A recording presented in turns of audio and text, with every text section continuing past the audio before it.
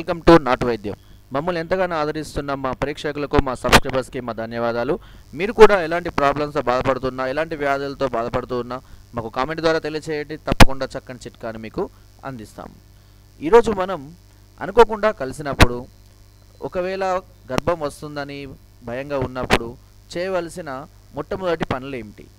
అయితే first of all మనకు చాలామందికి అనుకోకుండా వారి గర్ల్ ఫ్రెండ్తో కానివ్వండి, లేదంటే పెళ్ళైన కొత్తలో అనుకోకుండా పెళ్ళైన కొత్తలో ఏమి తెలియక కలిసినప్పుడు కానివ్వండి, లేదనంటే ఇంకేదైనా సందర్భాల్లో ఉరుములు ఉరిమినప్పుడు, మెరుపులు మెరిచినప్పుడు, ఎవరితో అయినా అనుకోకుండా కలిసినప్పుడు కానివ్వండి, మీకు గర్భం వస్తుందని భయం ఉన్నప్పుడు ఇప్పుడు నేను చెప్పే చిట్కాలని పాటించండి. తప్పకుండా చక్కని రిజల్ట్ అనేది కనబడుతుంది.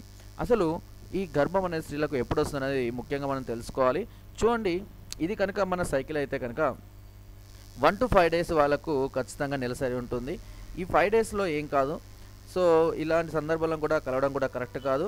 ఇకపోతే 6 to 10 అనేది ఫుల్ సెక్యూర్ డేస్. ఈ సందర్భంలో మనము ఎలాంటి సెక్యూరిటీ లేకుండా కూడా కలిసినా కూడా మనకి ఎలాంటి ఇబ్బంది ఉండదు స్త్రీలకు.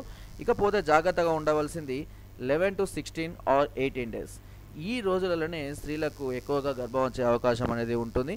సో కంపల్సరీ పిల్లలకు అందాం అనుకున్న వాళ్ళు ఈ సమయంలో ఎక్కువగా కలగడం వలన వాళ్ళకు పిల్లలు పుట్టే అవకాశం చాలా ఎక్కువగా ఉంటుంది.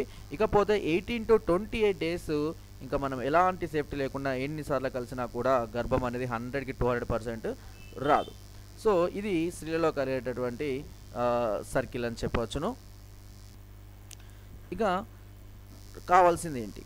సో అనుకోకుండా కలిసినప్పుడు, లేదనంటే ఏదైనా సందర్భాల్లో గర్భం వస్తుందని మీరు భయపడ్డ వెంటనే, మీరు కలిసిన వెంటనే చేయవలసిన మొదటి 2 చిట్కాలు ఏంటో నేను చెప్తాను.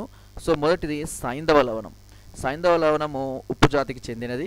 దీన్ని పొడిగా చేసుకొని కొద్దిగా నీళ్ళలో కలిపి ఆ నీటితో కనుక మీరు శుభ్రం చేసుకున్నట్టయితే కనుక, సో కొన్ని కమ్యూనిటీ గైడ్లైన్స్ వలన మేము వాటిని చెప్పలేకపోతున్నాం, కానీ మీకు అర్థమయ్యే ఉంటుందని మేము అనుకుంటున్నాము. సో అందుకనే ఈ సైంధవ లవణం కలిపిన నీటిని కనుక స్త్రీలు కలిసిన వెంటనే కనుక శుభ్రం చేసుకున్నట్టయితే, ఈ నీటితో కనుక శుభ్రం చేసుకున్నట్టయితే వీర్యకణాలన్నీ చనిపోతాయి. కాబట్టి గర్భం వచ్చే అవకాశం అనేది దాదాపుగా ఉండదు. ఇకపోతే రెండో చిట్కా, స్త్రీలు కలిసిన వెంటనే ఏ విధంగానైనా సరే, సో ఏదైనా నాసికలో ఏదైనా పెట్టుకునే ఏ విధంగా అయినా సరే తుమ్ములు కనుక ఒక 10 వరకు తెప్పించుకున్నట్టయితే ఆ వీర్యకణాలు అనేది గర్భంలోకి పాకకుండా కిందికి జారిపోవడం జరుగుతుంది. సో దీనివల్ల కూడా గర్భం అనేది దాదాపుగా రాకుండా ఉంటుంది. సో ఎన్నో రకాల మెడిసిన్స్ కూడా అందుబాటులో ఉన్నాయి. కాకపోతే అవన్నీ ఎంతవరకు అంటే సేఫ్టీగా ఉంటుంది, సైడ్ ఎఫెక్ట్ లేకుండా ఉంటుంది అనేది తెలియదు. కాబట్టి నేను చెప్పే ఈ 2 చిట్కాలు ఏంటంటే 100% సేఫ్టీ అండ్ సెక్యూర్డ్ అండ్ ఖచ్చితంగా రిజల్ట్ ఉంటుంది.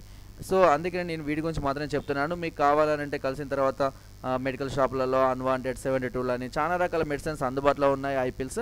సో మీరు వాడగలను అంటే అవి వాడుకోవచ్చు. కొంతమంది భయం ఉండి బయటికి వెళ్ళలేని వాళ్ళు, ఏమనుకుంటారో అనుకునే వాళ్ళు ఇవి చెప్పింది ప్రయత్నించండి. తప్పకుండా రిజల్ట్ అనేది కనబడుతుంది.